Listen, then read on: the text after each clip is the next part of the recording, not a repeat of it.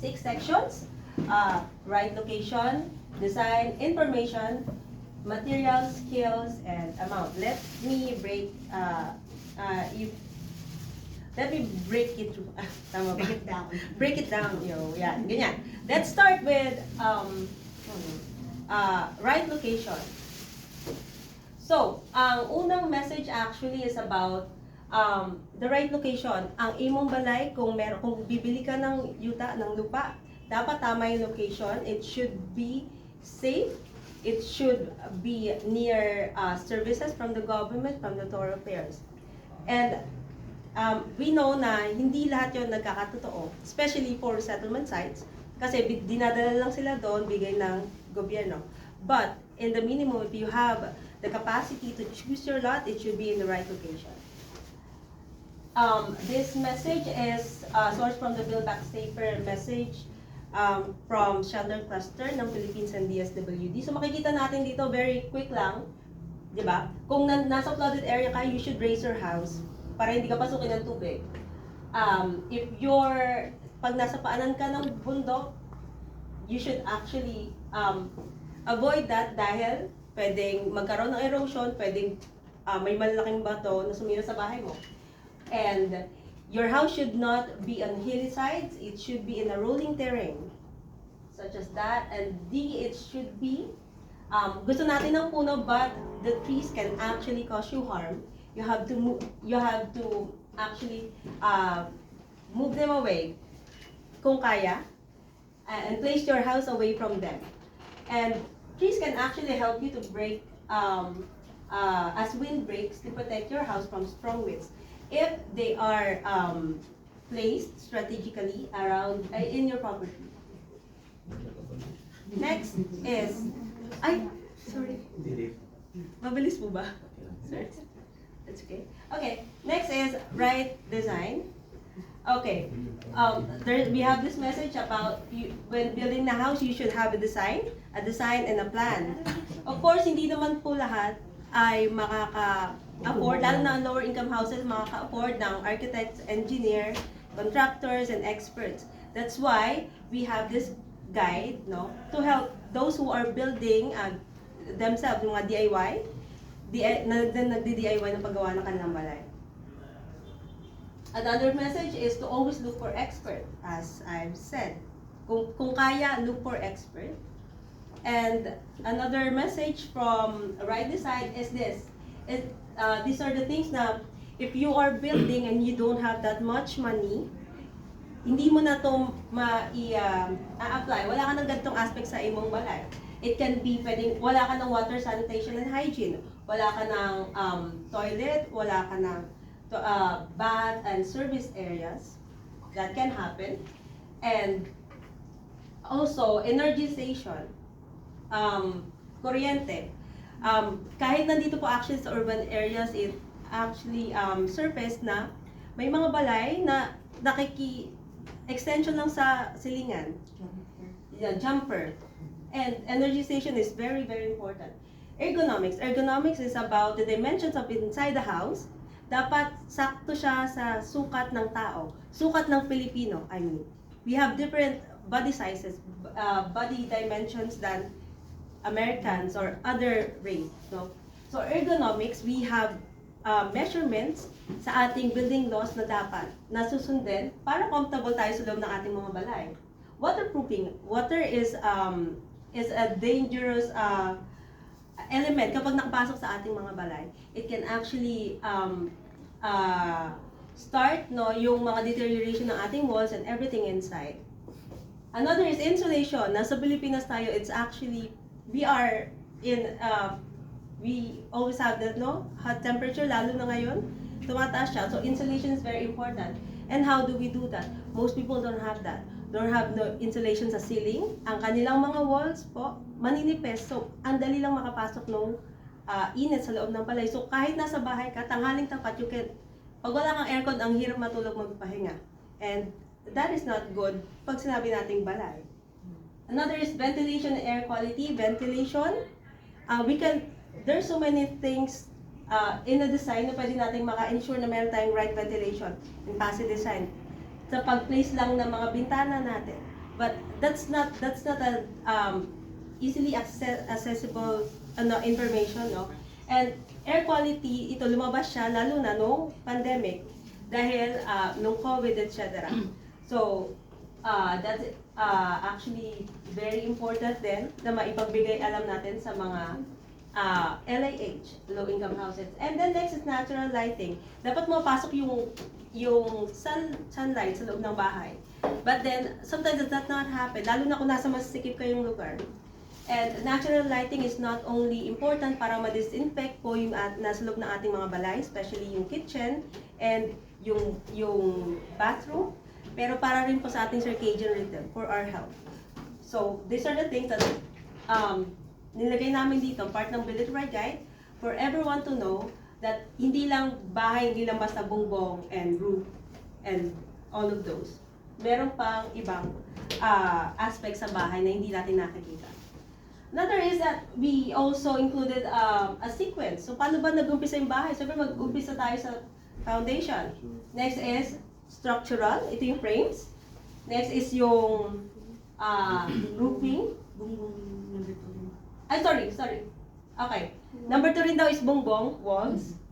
And then third is roofing, bubong. Fourth is plumbing, electricals, and then fifth na yung aesthetics, yung mga pagpapaganda, pintura and stuff. So, nandito rin si foundation. So, si foundation daw is very important para matibay ating bahay against sa mga natural disasters. So, very fast lang, meron dyan, ano ba dapat ang composition ng ating mga foundation? Should be concrete, may tama talaga siyang height. Dapat it actually protects our houses from termites and etc.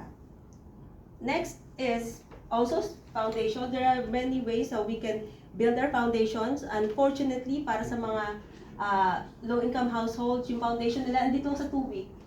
Sabi nga ni Al kanina, may mga bahay na walang foundation. So, nandito sila. Meron lang silang bongbong, pero nothing underneath. So, we give them this visual na pwedeng strongest. If yun. Pero wag lang sanang weak. Strongest is the best, of course. But yeah, but super expensive. But at least be strong, ganyan. Wag yung weak na part. Next is structural framing, walls, and floors.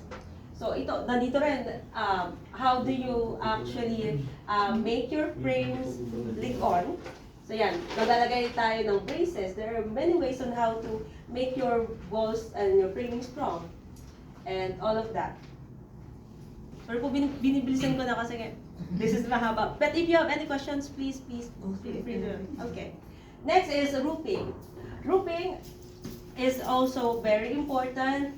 Andito rin tayo. So, kung gagamit na tayong normal na pako, that won't do. That won't protect our roof, no, from being na matangay kapag merong winds.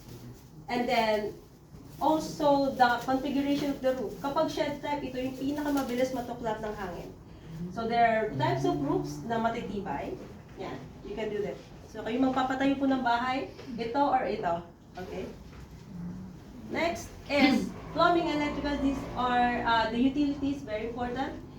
Ngayon, yung plumbing and electrical, nilalagay lang po yan kapag buo na. Buo na yung walls and kapag may roof na. Kasi these are the things na hindi sila pwedeng exposed sa weather. Okay? So that's the sequence. Sa dulo niyan, okay. So septic tank. Maraming bahay po sa atin dito walang septic tank. And septic tank ay ito, yung nagko-collect ng maduming tubig from the toilet. All of those. So sa National Plumbing Code, meron tong saktong mga dimensions and specifications. Other than that, ang septic tank dapat malayo sa ating source ng tubig. Kasi kung hindi makakontaminate siya. Yeah. So, simple tips na we hope that people who are building can be guided through this, no? Another is, of course, septic tank pa rin kasi it's very important. So, ang septic tank, meron siyang sukat, tamang sukat. This is the minimum. It can be 3-chambered.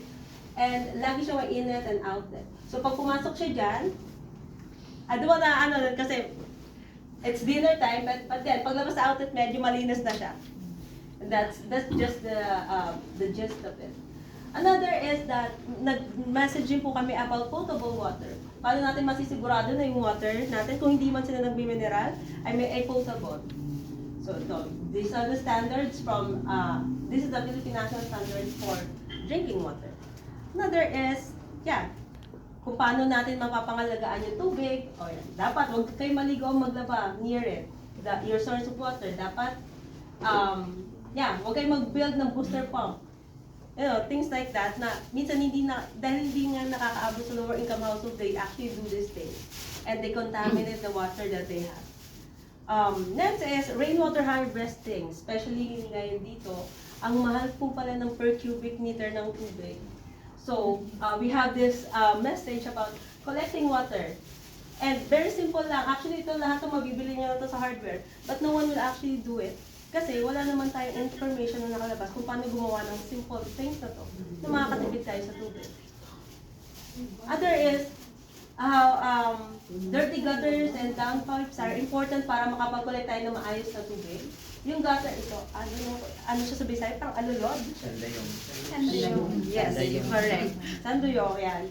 So very important po siya. Hindi lang siya para sa pag-collect ng rainwater, kundi para rin maprotektahan ng inyong mga balay. Kasi yung makikita natin dyan yung gutter pag hindi natin siya nililinis, ang dami niyang bato-bato. And then may leaf and may bird droppings. And those things, kapag napuno siya, masisira siya, nag-travel yung tubig papunta sa walls. It can damage your walls, it can damage your house. So it's very important that we clean our gutters and downpipes regularly. Last part, syempre, is fittings and finishings. Dito na yung papagandahin na natin, dapat huli na to. Okay, so huwag siya mauna. Okay, maganda, we want the house na pariyan nga. Okay. Next is, okay, I will, papaspasan ko na po they have the, It's okay. take your time. No. We can give you this, actually give you this copy na lang. Okay? Okay. Next is the same pagka. We also have message. Hindi na naka-press release. Next is right material. Okay. Yeah, we have the right house. Ito, kung paano kayo pag bumili po sila pag bumili kayo sa hardware, paano nyo masasecure na tama yung binili na hindi siya substandard. And this is one way of doing it. So then, nakalista na po dyan. We will give you this copy, don't worry. Next is right skills. Okay. Dapat lang dito, sinasabi lang dito na tama yung skills ng mga bibili nyo. Ay, kukuhanin yung mga tao. Ibig sabihin, kung kailangan nyo na mason, kumuha kayo ng mason. Huwag kayo kumuha ng electrician. That's it. Ganun po. Actually, it happens. Okay. Yeah, dito po is right amount when building a house. Ano lang siya? Quick ano lang siya. Reminder lang siya na dapat tama yung amount and we have to check it. Okay. Yan. And then this is a pedidos. Save more money, ito siya. So binibigay mo to sa hardware. This has been through so many iterations din. Pwede nyo siya makuha, ayan. So it has been translated to many other different languages. So kung gusto nyo, mag-list lang kayo dito, tapos bigay nyo siya sa hardware. So yan, you can use it if you want. Easy. And yeah, nandito na tayo sa behavioral profile sa Mandaue resettlers. In the last quarter, mga November last year, we partnered with Housing and Urban Development Office ng Mandaue. And then dinala din namin yung mga architectural students from a university here in Cebu para pumunta sa tatlong resettlement areas. And that is Paknaan, Little Tokyo, and Kanduman, Chai. So, we went there to get their behavioral profiles. So, yung typology na nakuha namin is, ang ano lang nito is that, one-story house na permanent, pwedeng concrete, semento, metal, and stuff. Tapos, yung next is, yung permanent yung baba, pero yung taas is, mga untreated wood na, or mga salvage materials, yung two-story, temporary taas. And then, isa pang number ng prototype ay dalawa na silang permanent. naka-sementado na sila. Up and down. So, ang ano dyan, ito po makikita niyo nating mga is that, sabi lang dito na ang yung mga tao dun sa lugar, alam nila na nasa fire-prone area sila. Okay. So yeah, the choices of materials are galvanized iron, hollow blocks, concrete, and porcelain. Mga normal na mga permanent materials. Okay? Tingnan namin sila kung saan yung source ng kanilang information building materials. It is the hardware. Always. Okay. Let me go through that. Okay, ito na lang. Psychographic profiles. Ito yung mga tao. They are vegetarian handymen and meticulous home owners. Ito po yung ating tinatarget. Okay, let me, okay, ito na. Business Price Guide 2024. From all of those Mandawi profiling, ito na po yung bagong Business Price Guide na we want you to use as part of your information sharing. Okay.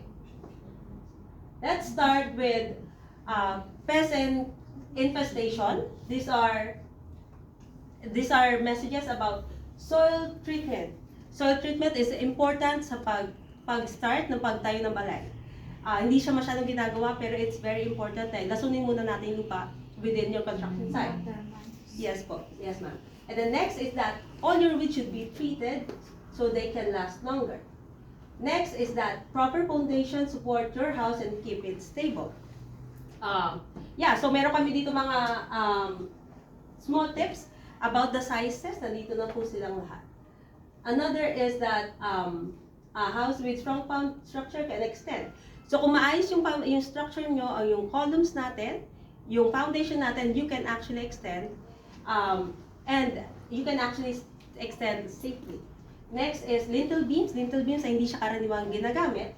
So the lintel beams can be concrete, steel, or wood. Ito siya. Pag nakikita natin yung gagawa yung bahay, nasa taas siya. So it prevents cracks.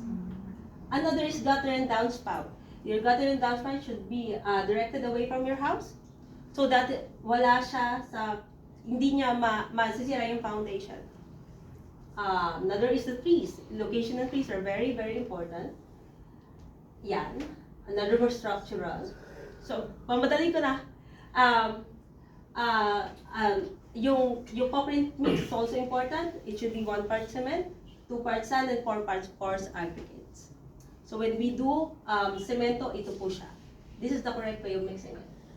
Another is the proper house orientation, also important. And there's so many things about that, but yeah. And passive cooling, saan mo ilalagay yung bitana? Dapat opposite sides para tumakbo lang yung hangin.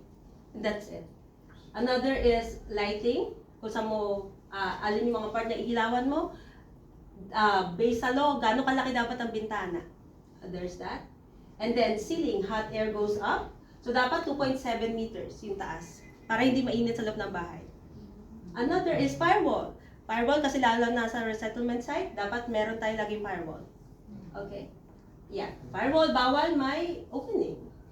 And firewall should have fire-resistant materials such as bricks and hollow blocks. Yeah, scaled masons and yeah. Electrical wires, very important, bawal yung octopus wire. And surface should have no defects. Yeah, flashing, yung yero sa gilid para maprotektahan yung bahay from water. Yeah. Other than that, simple na po, elastomeric paint will protect your bongbong from moisture and water. And budgeting us. Yun na. Questions mo ba? Yeah, we will actually give you a copy of this if you want. Yes.